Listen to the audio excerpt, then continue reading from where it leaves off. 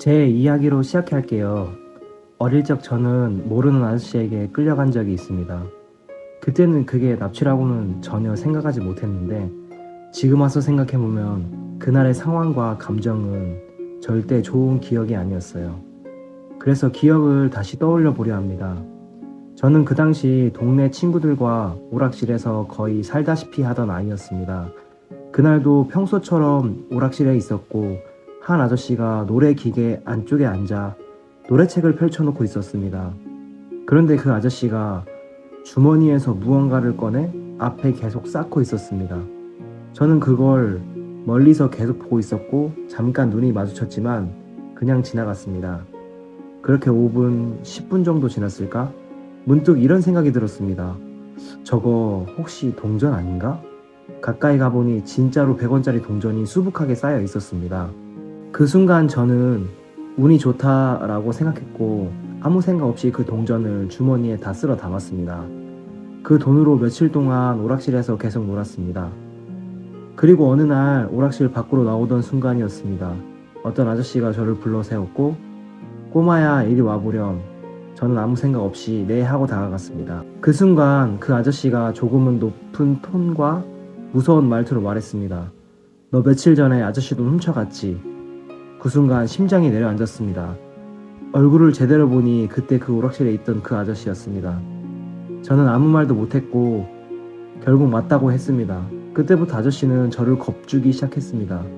무슨 말을 했는지는 정확히 기억나지 않지만 그 어린 나이에 이미 충분히 무서웠습니다. 그리고 한참 뒤 아저씨가 웃으면서 말했습니다. 아저씨가 시키는 대로 하면 무슨 일 생길 일 없다. 저는 그냥 네 라고 했고 그게 잘못된 선택이었습니다. 아저씨는 저를 자전거 뒤에 태웠고 그리고 한참을 달렸습니다. 점점 사람들이 사라지고 익숙한 길이 아닌 곳으로 갔습니다. 왼쪽에는 차들이 빠르게 달리는 도로, 오른쪽은 점점 조용해지는 시골길이 있었습니다. 그때부터 이상한 기분이 들기 시작했습니다. 이거 어디로 가는 거지? 결국 도착한 곳은 마루가 있는 옛날 집이었습니다. 저는 그 집 안으로 들어갔고 그곳에서 꽤 오랜 시간을 보냈습니다. 아저씨는 계속 웃으면서 밥도 해주고 옷도 갈아입혀줬습니다.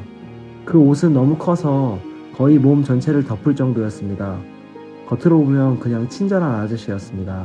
근데 어느 순간 문이 닫히는 소리가 인지됐고 그때 처음으로 숨이 막히는 느낌이 들었습니다. 아저씨는 웃으면서 말했습니다. 밖은 위험하니까 여기 있는 게 더 안전해. 그 말을 듣는 순간 이상하게 집에 가고 싶다는 생각이 아니라 도망쳐야겠다는 생각이 들었습니다. 어느 날 아저씨가 한눈을 판 순간 저는 그대로 밖으로 뛰쳐나왔습니다. 그리고 아무 생각 없이 밭을 달리고 언덕을 넘으며 계속 달렸습니다. 그날 이후 며칠 동안은 아무 일 없다는 듯 다시 오락실을 다니며 지냈습니다. 그런데 어느 날 그 아저씨를 다시 만났습니다. 그 순간 정말 너무 무서워서 눈물이 나기 시작했습니다. 저는 뒷걸음질을 쳤고 결국 또다시 잡혔습니다. 그리고 다시 자전거 뒤에 타게 되었습니다. 달려가던 중 골목 옆 공사장이 보였습니다. 그때는 떨어지는 게 무서운 게 아니라 잡혀가는 게 더 무서웠습니다. 저는 달리는 자전거에서 그대로 뛰어내렸고 바로 공사장 안쪽으로 달려 들어갔습니다. 좁은 공간에 몸을 숨기고 입을 막고 숨소리조차 죽였습니다. 어두운 곳에서 아저씨를 지켜보고 있었습니다. 주황빛 가로등 아래 자전거가 세워져 있었고 그 아저씨는 다급하게 그 주변을 계속 뛰어다니고 있었습니다. 제 심장 소리는 너무 크게 들렸고 눈물은 시야를 가릴 정도로 흘렀습니다. 그건 슬퍼서 우는 게 아니라 그냥 쏟아지는 느낌이었습니다. 그렇게 한참을 숨어 있었고 결국 아저씨는 저를 찾지 못했습니다. 아저씨가 떠난 뒤에도 저는 한참을 그곳에 숨어 있었습니다. 그리고 나서야 죽을 힘을 다해 경찰서로 달려갔고 경찰서에 들어가자마자 살려주세요를 계속 외쳤습니다. 정말 미친 아이처럼 울고 있었습니다. 경찰관 분들이 저를 진정시키고 이것저것 물어보셨습니다. 저는 어떤 아저씨가 저를 데려가라고 해요. 아저씨 집에 갔다가 도망쳤어요 라고 말했습니다. 경찰 아저씨가 그 집 위치를 물었지만 저는 모른다고 했습니다. 실제로도 몰랐습니다. 그 이후로 그 아저씨를 다시 본 적은 없습니다. 그때 그저 저를 따라오던 사람 혹은 저를 데려가려던 사람이라고 생각했습니다. 근데 지금 생각해보면 그건 분명 납치였습니다.